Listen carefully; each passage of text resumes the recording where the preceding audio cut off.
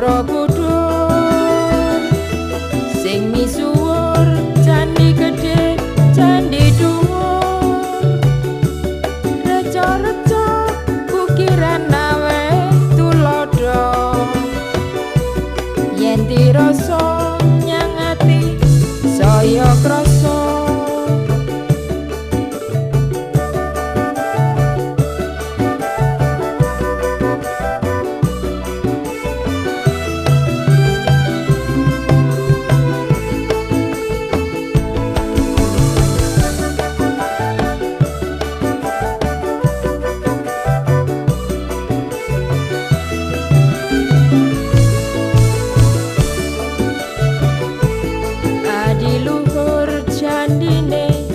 Borobudur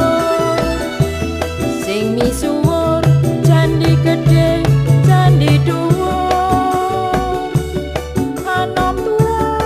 akeh ingkang padha teka sing kuncara kondangi manca praja sing jero negara uga sing manca negara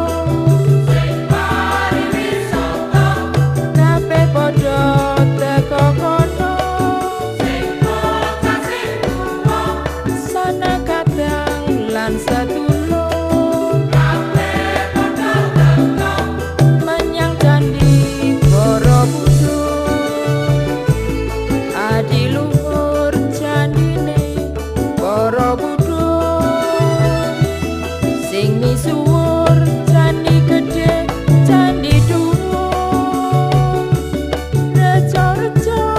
ukiran aweh tulodo yen dirasa nyang ati saya krasa.